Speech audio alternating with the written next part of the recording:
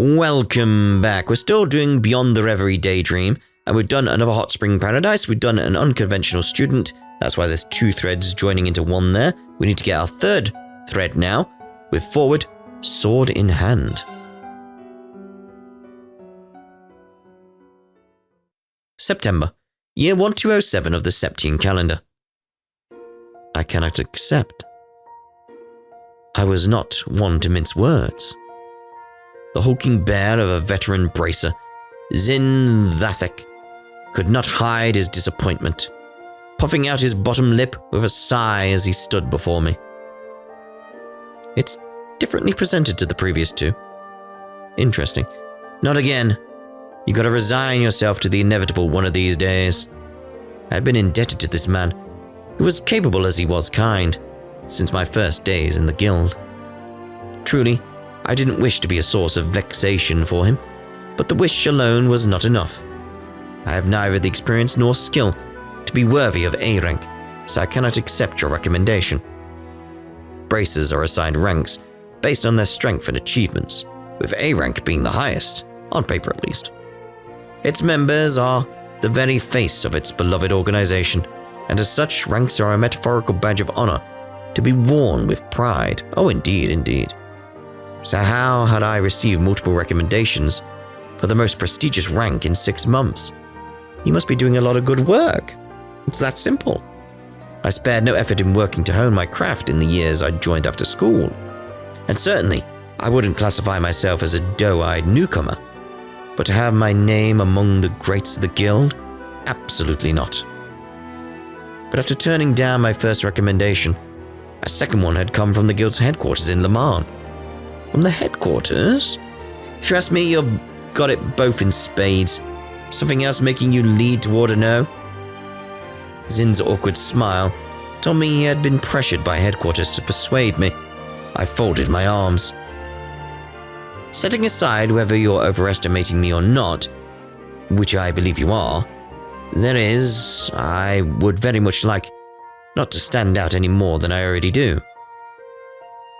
I've been getting offers to be a model, to star in films. It's been frankly exhausting forcing them to give up. Now what do you think would happen if I were to accept a promotion? I'll be neck deep in the same mess all over again.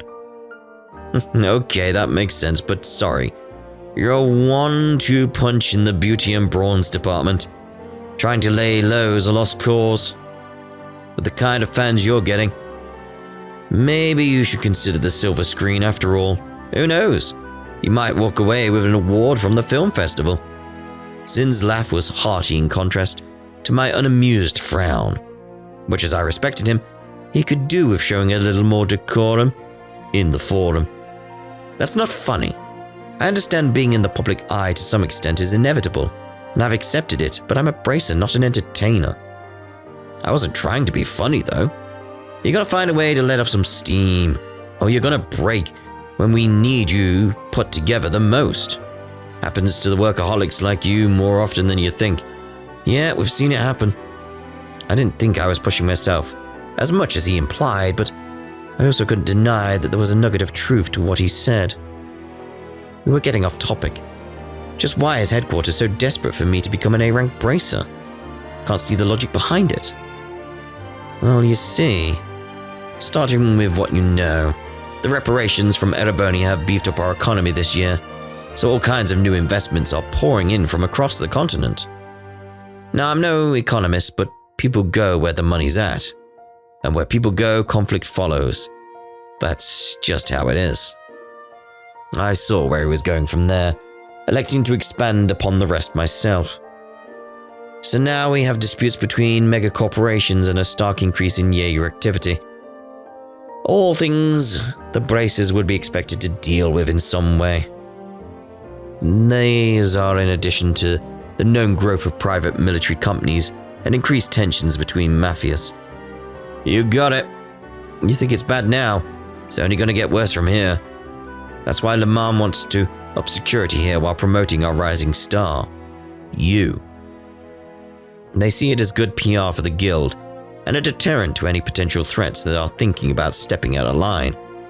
Perhaps I was more vaguely aware of their goal in using me than I wanted to admit. This didn't make hearing the answer any more satisfying. No, I imagine not. If they have you asking me to play my part, then surely they have asked you to play your part already. Oh, no doubt. You've been recommended for S rank, haven't you? If you know of a better deterrent than having an S rank in Calvard, then I'd like to hear it.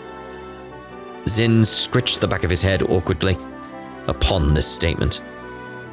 I just don't think I'm up there with someone like Cassius Bright. Oh, come on, Zin. S isn't even an official rank. And even if it was, just look at me. Think a guy like me is a picture-perfect advertisement for the guild? Yes, you're awesome, Zin. I think you have the skills, achievements, and build to be one, yes. A curt, quick response. Alright, point made. I can't force you to take the recommendation, and I'm not about to be a hypocrite. Just, let me know if you change your mind, okay? With that, the conversation came to an end, and the guild's braces gathered to begin our routine meeting of delegating open requests. This is how I preferred things. It was better to stay like this.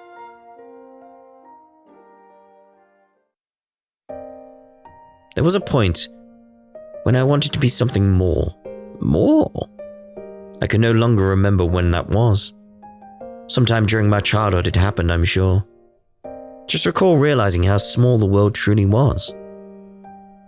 So I prayed and longed to become someone I was not. Huh. It was around high school when I thought I became that someone. Those years were unforgettable. I'll never forget the unexpected reunion that was had there, nor the priceless treasure I had gained. I truly thought I'd gotten close to who I wanted to be.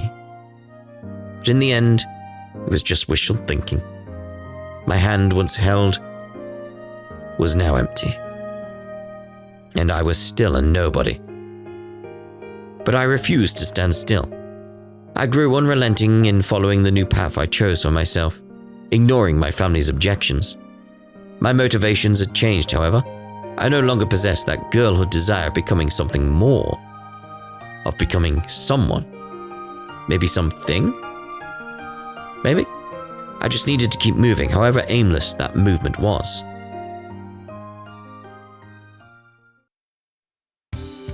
Well, aren't we looking gorgeous today?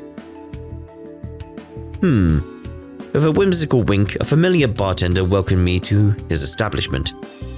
He was a tall, affable man who lived by his own rules and never hesitated to lend a helping hand to others. He reminded me much of the Crossbell City branch's receptionist from the few times I visited for work. The place was nearly empty today.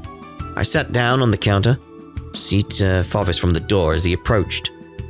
The usual, sweetheart. I stopped by here after a hard day's work on occasion, and whenever I did, I always ordered coffee and a light snack. Ugh. No, this was not a coffee and snacks kind of day. I wanted something with alcohol. Even beer will do. Not at all fazed by the vagueness of my order, he walked away and started preparing my drink. It wasn't long before he returned and placed an elegant glass in front of me. I think this is a little more you than a beer. It was a beautiful cocktail composed of two colors, a clear blue like that of a priceless sapphire, and a calming jade. No doubt, he could tell how disquieted my heart was, and was trying to soothe it in his own way. I thanked him inwardly before daring to broach my other reason for coming. Have you learned anything more about what I asked? Apart from being a skilled bartender, he was a well-known informant. I would expect as much. He was extremely well connected to the guild, the press, and even the criminal underworld. But he was very careful never to overstep his bounds with the last one. Yeah, probably wise. Indeed, I found him to be a valuable source when needed. I wish I could say yes, but not even Dingo has any promising leads. Still, I think you've got your eyes on the right district. It's only a matter of time before they get smoked out. I see. Since the guild's investigation turned up nothing, I was hoping you would better point me in the right direction, but it seemed this was going to be a lot harder than I hoped for.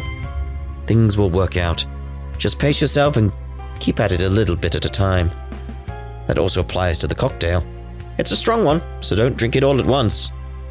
I tilted the glass delicately between my fingers as he stepped away, my mind continuing to wade through the case I was following. There had been a stark increase in illegal drugs on the market. Not just any drugs either, but ones of the highly addictive, dangerous variety.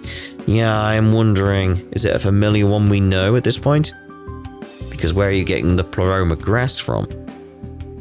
Anyway, who effectively ruled over the criminal underworld in Calvard, ordinarily limited their proliferation in the market as part of their rules. Limiting the number of drugs was, of course, far from the ideal elimination of them. But none could deny that the syndicate's actions had brought some semblance of order to where chaos often reigned supreme. Yet the past few years had seen a worrying number of criminal groups rebelling against these careful, curated rules. One of these groups was surely behind the change in the market. And all of this held a presumed connection to two missing people. The guild and police had been tasked with searching for two children below the age of 10, a boy and his younger sister. They simply left the house one day and had not been seen since. Evidence suggests they came from a perfectly ordinary family on good terms with one another, so the likelihood of them running away was slim. We mulled over the suspicion that they had been abducted for ransom early on, but not a single demand was made following their disappearance, so it was quickly ruled out. Despite a healthy amount of manpower that was coming from both sides, neither the guild nor the police had yet to find them. That said, the search so far had not proved entirely fruitless. Their last known location was fortunately established, and it was, unfortunately, a popular site for illicit drug trade. The working theory from there became that the siblings witnessed a transaction and were held captive by the criminal parties involved as a result. If that held true, then the longer it took our parties to find them, the greater the danger their lives were in. The abductions wouldn't do anything right away. Murder was sure to leave trace evidence behind, but it was only a matter of time before they resorted to that or trafficking abroad to be rid of them. With each passing second, the odds of the children being returned unharmed were dropping to zero. At the same time, all of this was pure speculation on our part based on a single established location. For all we knew, this had nothing to do with the criminal underworld at all.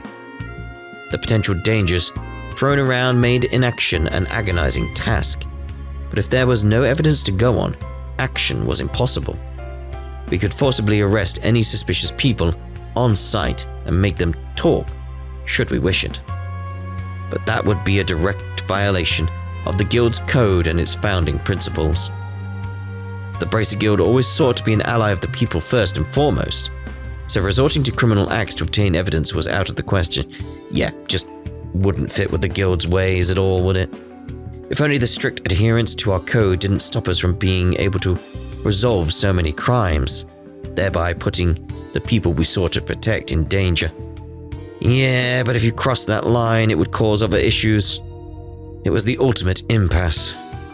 As I found myself pondering on this impossible dilemma the Bracers had placed themselves in, a familiar face came to mind. It was a childhood friend with blue-tinged, unkempt hair. Though we had lost contact with one another some years before, he one day returned to the city as suddenly as he hadn't left it. Soon after starting up a peculiar profession that skirted the line of legality to a dangerous degree, the kind of profession that could easily involve himself in the affairs of many an unscrupulous individual, or so I believed. Just what did that idiot think he was doing? He walked out of my life without warning, walked back in much the same. I'd spent so much time searching for him. I knew our reunion would be an awkward one based on how we parted, but for him to return after all that waiting, all that searching, and dive into some questionable enterprise so different from my own was almost too much to bear. It gave rise to many concerns as a bracer, and many more concerns as a friend. And the one that bothered me the most was, why hadn't he come to see me? Did he have any idea how worried I was about him? How worried I am about him? Irritation building, I took a large gulp of my cocktail, but the alcohol only fanned the flames of anger burning in my heart. They burned brighter and brighter still, becoming a dazzling white that projected countless transient images of the past. Then, just as quickly as it had flared, my anger faded in an instant, replacing itself with a very different emotion altogether. Why did you leave me? The words slipped from my mouth without me realizing it, making me feel downright pitiful once they were said. If someone were to see me in this state. You still haven't moved on, I see. A familiar but unexpected voice called out to me, causing me to jump slightly from surprise. I quickly regained my composure.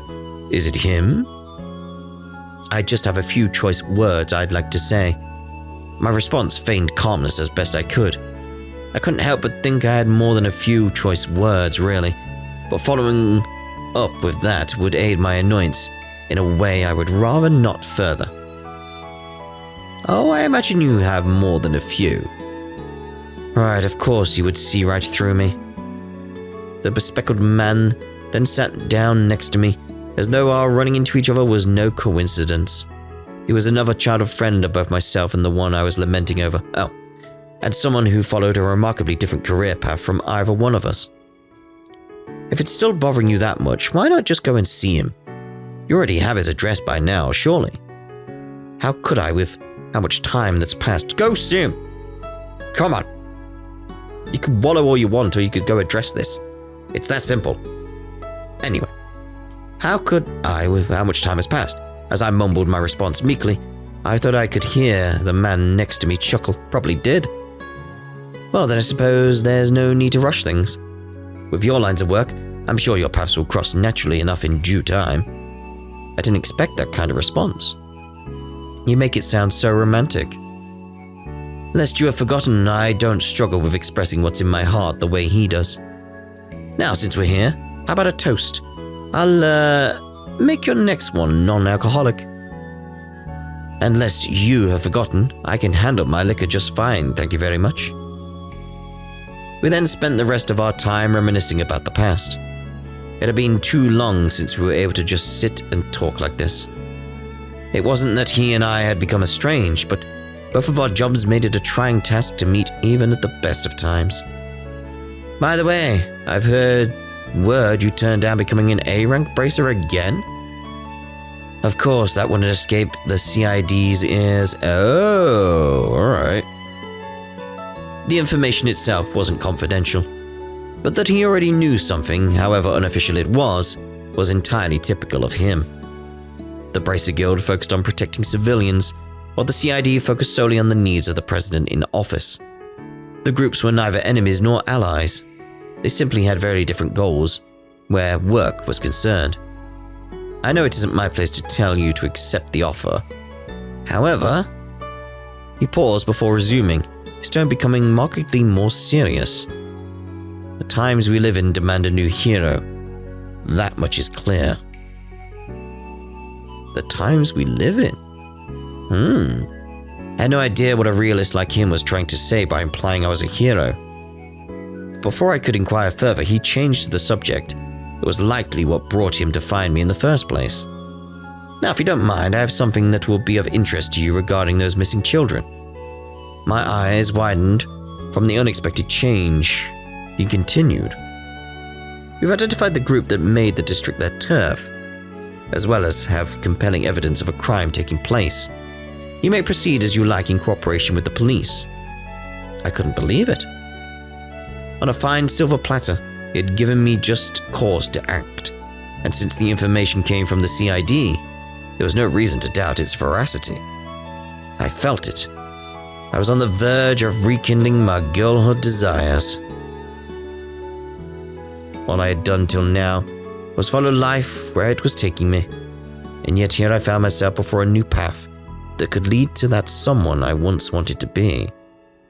Okay? This deviation terrified me. What if it led me to losing someone again? What if it ended in more pain? My fear begged me to stay idle. I was a fragile human being at my core. I knew it well. It made me wish I was anything but. It inspired me to take up the sword and rebel against any whispers of weakness, and I played the part admirably on the surface. But if I were forced to face cruel reality in the future, I wondered, would my heart be able to take it?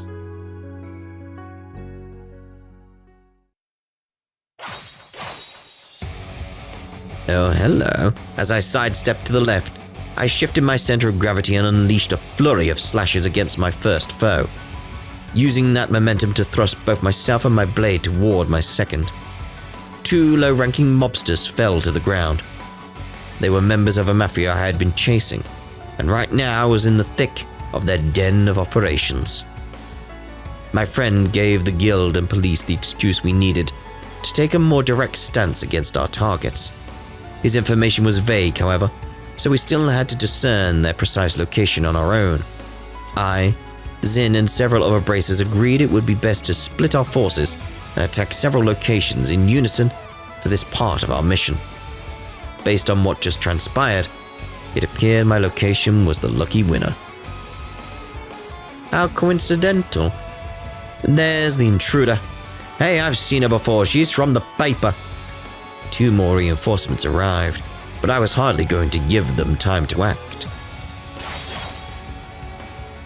I raced forward, swinging my sword twice as I passed them, and they fell before they could even raise their weapons.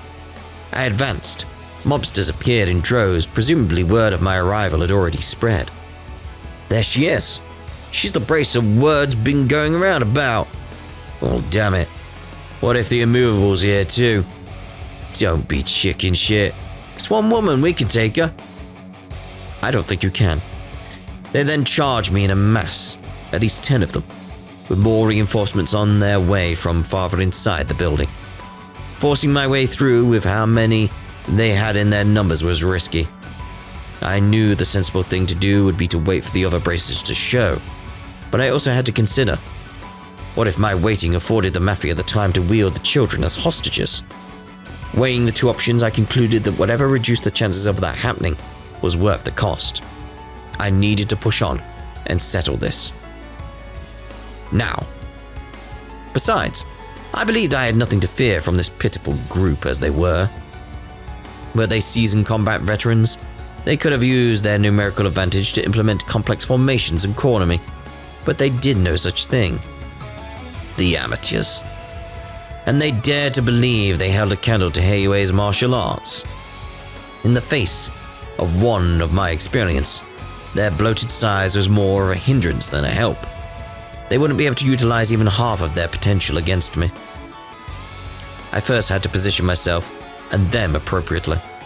If I could ensure the gun-toting wielders among them were in each other's line of fire while rounding up the close-range fighters to a single spot, they would soon have bigger worries. Friendly fire. Their vulnerability. At the moment, it's reminding me of like a scene from Yakuza. Right now, or Like a Dragon, depending on how you want to go with it. It's just I can see this kind of scenario, like when you get to sort of like the dungeon areas when you're playing as like Kiryu, for instance. It just feels that kind of thing. Climbing up the stairs, pushing objects over people. You know how it is. It's Yakuza. It's Yakuza. Anyway, where was I? Their vulnerabilities would then spell my victory as I cut them down. 1 down, 2 down. The precious seconds after defeating a foe were the most advantageous. Just as a man had fallen, I was on to another before they had time to adjust to my incoming blade. There was no pattern to who was next by design. I chose my targets with stunning erraticism, throwing them into complete disarray as more collapsed to the ground.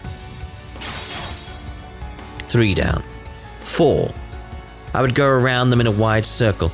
I would move between them, while remaining ever aware of any surprise assaults at my back. I waded through them till I encountered the ones farthest back. The ones never even considered I would be able to reach them. They were spread so carelessly. The men took up their guns with newly alert panic strewn across their faces, but their fate was already sealed. They were powerless as I closed the gap between us. 5. 6, 7. With over half their numbers down, the remaining mobsters were quickly losing their will to counter. Some attacked out of adrenaline-induced desperation, calculating their next move so poorly that they fell into my long-set trap and accidentally attacked themselves. Oh dear. At this point, the battle was as good as final. All I had to do was continue taking them down till I was the last one standing. Triple dot. Triple dot. There were smaller groups I encountered on my way through the building, but I was able to disable them with little effort. The path they opened up for me eventually led me to their leader. He was a middle-aged man, pacing restlessly around an unpleasantly gaudy room until I entered. He twitched in fear upon the very sight of me. "Why are you here? Where are my men?" "Kissing the floors." I answered so calmly and concisely that he balked in disbelief. "That's impossible. I sweat my balls off to build this group from the ground up, and you're saying a girl like you tore it all down just like that?" I ignored his crude language and drew closer. As I thrust my sword till it sat just between his eyes, he let out a squeal. "Well, I'm no ordinary girl. I'm a bracer. And don't worry, I didn't kill them. They have only been knocked out or restrained. You'll be seeing them again soon, in prison." I shot a darkened glare in his direction as the tip of my sword wandered downward to his neck. "Now I have some questions for you, and you will answer them?" The man nodded emphatically, his whole body trembling from fear. It would do at this point. "2 children, a boy and a girl under 10 years old, disappeared last month. Your people abducted them, didn't they?" He nodded. "I knew it. Then where are they? What did you do to them?" "They're in a room farther inside. They're alive." At last, I could breathe a sigh of relief. My most fundamental objective when coming here could be fulfilled. Next, I needed to ask him more about this group. "I thought you all seemed far too weak to be charged of this district of the city. But after coming across your account book, everything fell into place. You're working on behalf of someone else, aren't you?" He was so unsure of how to respond that he fell completely silent, but that alone gave me my answer. "Who is it then? Tell me, is it A?" I can't." He flinched in fear as I pressed him, resisting as though he genuinely couldn't say. Then, just as he opened his trembling lips to speak, I heard a strange thudding sound from outside the room. I stepped away from the man, my sword still firmly in hand. Crunching, squelching, splattering. Splattering? More sounds, these more audible than the first. I didn't know what to make of them, but they made me feel an instinctive revulsion as they dragged on. They may have come accompanied by faint groans, but if they did, they faded just as soon as the sounds themselves. "Who's coming? And what are they doing to the people you left unconscious?" That's what I'm thinking. I remained on guard as I stepped out into the hallway, ready to be attacked from any angle at any moment. And the sight that greeted me defied all imagination. The mobsters I fought through mere minutes before were now nothing more than distorted, mutilated piles of flesh and bone. Oh! Not just one or two. Every single one of them, without exception, had been reduced to bloodied mounds. Some were without heads, others had their organs ripped from their abdomens. Oh! Then there were those with their skulls caved in and leaking pulverized brain matter. Oh! Or the ones with their hearts pulled and squeezed. Each corpse was different. Each corpse was unbearable to look at. The plain hallway I traversed with all due speed was now covered in a sticky, slimy red. Bloody hell. Who could have done something like this? The sight was so awful that my free hand, now clenched, shook from disgust. When was it ever necessary to go this far? What could anyone have to gain from this? Wait, no. Realized I had just made a very careless mistake. I turned and hurried back into the room I was just in. I was too late. The Mafia's leader was floating in the air at the center of the room. Floating, you say? as though some unknown force was holding him up by his chest. A monstrous sword pierced through his chest. A single streak of blood dripped from his unspeaking mouth. There was no room to believe he was anything but dead. Like all the others in the hallway, he didn't even have time to scream before his life was taken. "Who are you?" I barked at the center of the room, trying to drown out my instinctive fear with anger. At a glance, only the corpse and I were present, but if I strained my eyes, I could see the faint contours of another distorting the space around them. It must have been some form of active camouflage. I would have thought it a basic courtesy to give your name before asking another's.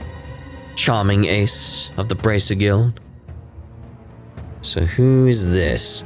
Is it going to be the blue-haired man? It was a man's voice that projected true arrogance, as though he were above all others as a matter of course. I instinctively readied myself for battle in response, but my actions seemed not to faze him in the slightest. No need to be spoiling for a fight. I'm simply here to take out the trash after they were careless enough to leave a trail for the CID to follow. Was I really talking to a fellow human being? How could he speak of such gruesome murders in those terms? Are you a business partner of theirs? No. You must be from the group above them. Very good. He then swung his blade to slide and toss the corpse off to the side with all the respect of a used cigarette. How could you treat people you worked with like this? People? Have you your ears? I said nothing about taking out a person, only trash. The same applies to the garbage piling up in the hallway. They've always been so, even before they stopped breathing. It was clear that communicating with someone of this nature was impossible. I dismissed calm reason for an intense, all-consuming anger, so great that my entire body couldn't stop trembling. You monster! Before I knew it, I had sprung into action, pouting every drop of my strength into my blade to launch a swift, unavoidable strike. But he repelled it with one vertical swing of his own. This one exchange was enough to tell me that his strength was well a league above mine. He parried my blow at the most perfect instant, cancelling out the force of my attack with so little effort that it barely scratched the surface of what he was capable of. And the active camouflage did nothing to hide the monstrous nature of his cruciform sword either. Its design combined silver and black in an unholy fusion of darkness and light, as if chaos itself dwelled within its very blade. It was no common weapon. I wonder if this relates to what happened with Reen. Even if I continued to give it my all, my odds of winning against him were extremely slim. But at the same time, my instincts were screaming at me that I could not allow him to leave. I charged again. If attacking him from the front wasn't going to work, then I would have to go for his side. He blocked that attack with just as little effort. But I wasn't done yet. I refused to stop moving, slashing a third time with even more speed than the first two.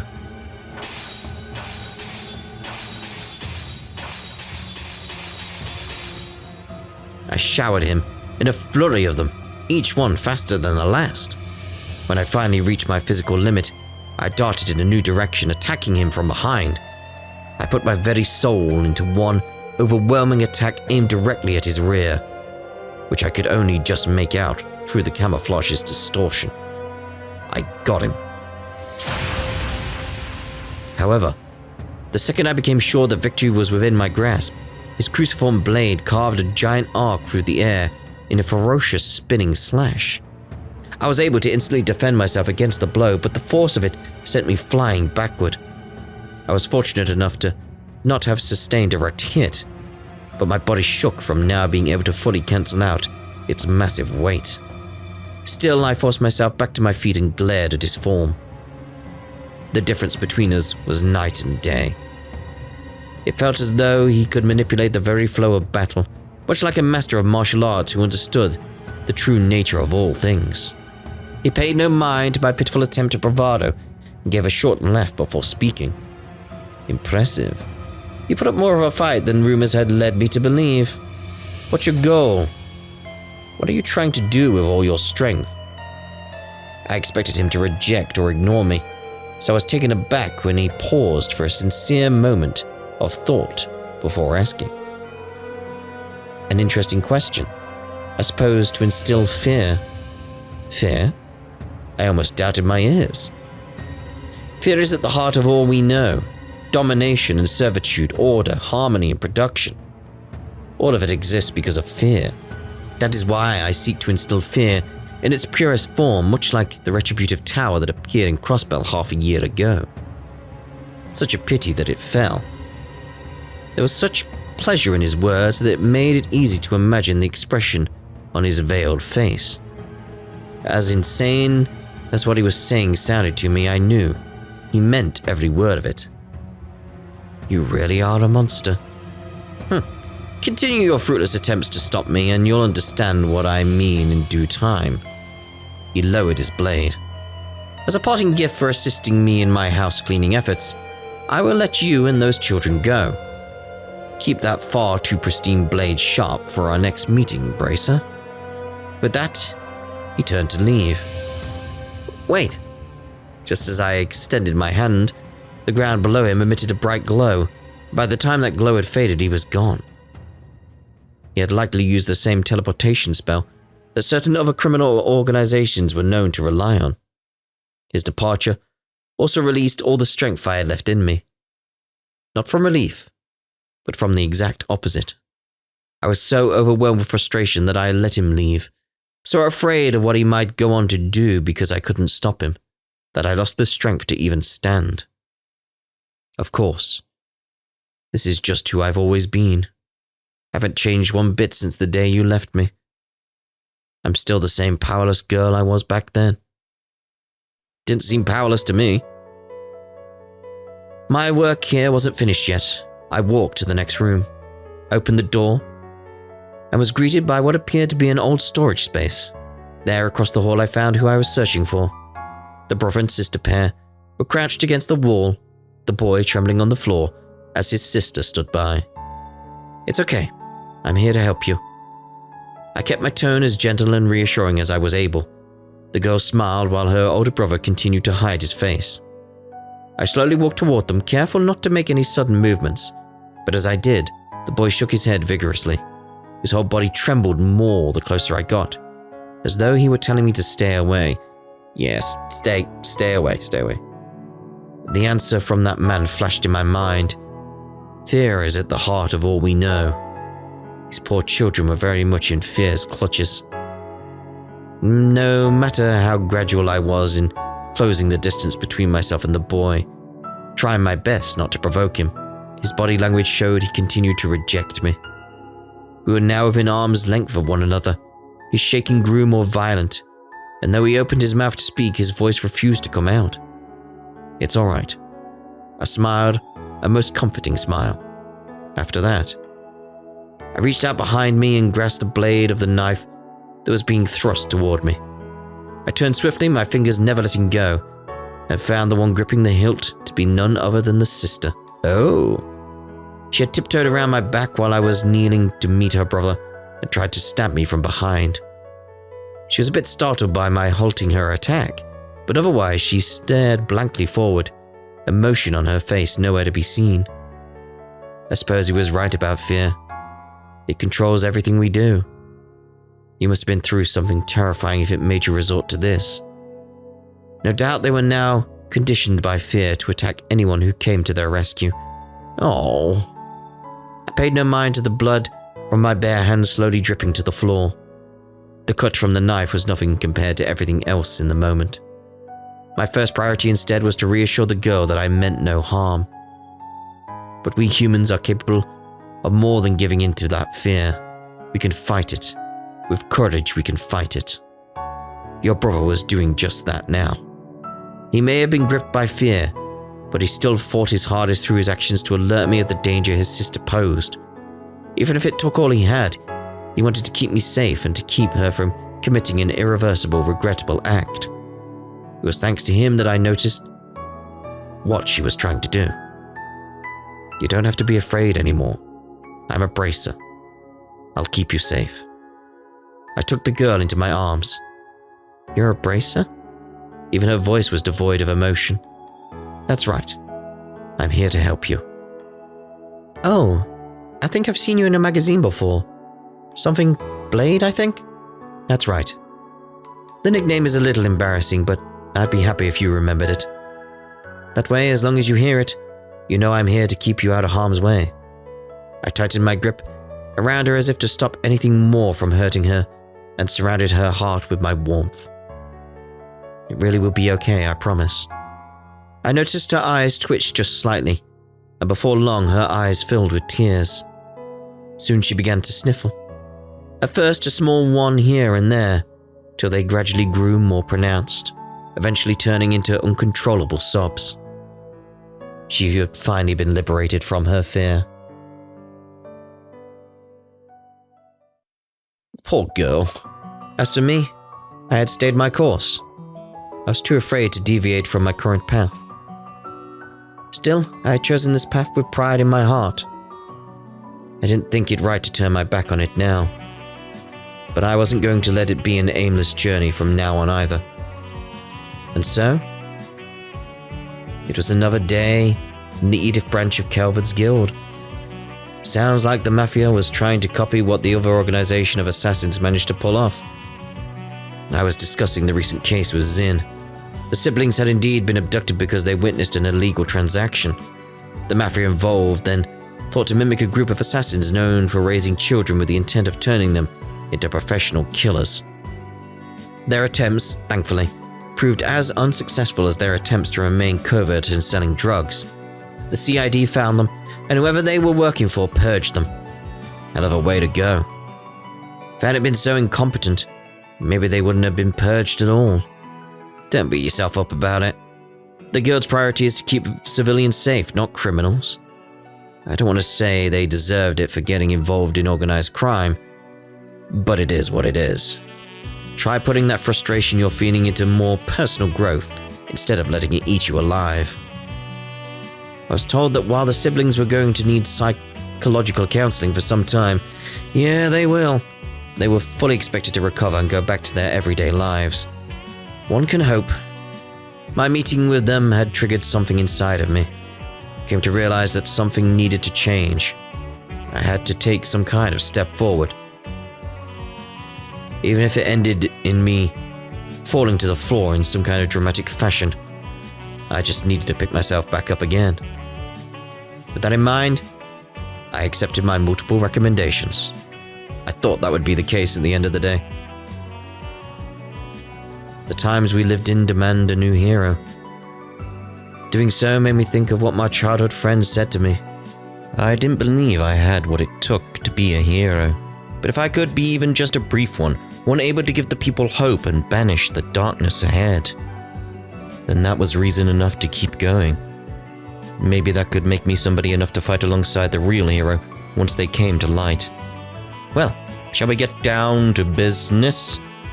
Zin turned to face me, his classic broad grin even broader than usual. It'll be a while longer before the official paperwork arrives from headquarters, but I'm sure they won't mind me speeding up this part of the process for how much they wanted this. The Republic now has a bracer who reached A rank at the same age as the Empire's Purple Lightning. Oh, indeed.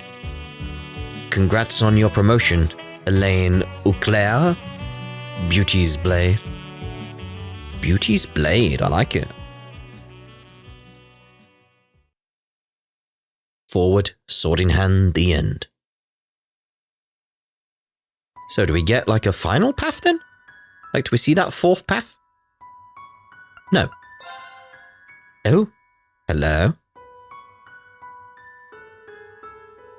Suspension of causality recording engine activity confirmed. Force connection to astral link severed.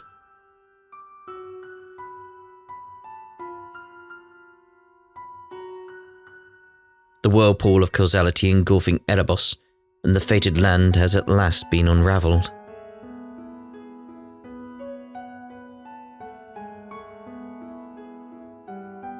Though the bell ringing the end of days has yet to be silenced. Yes, indeed. You, children of Zemuria, have earned your moment of peace until the time comes to face the final hour. Oh, what now? I mean, we knew there would be more, but still. Until you, with hope and fear in your hearts, must walk new trails. Hey, it's the name of the game, everyone. It's trails.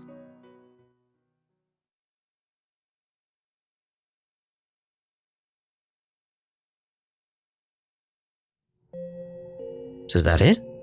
Is that all we get? Rendering browsing interface. Is there nothing more? Did we not get any more ore? Let's head down to like the entrance.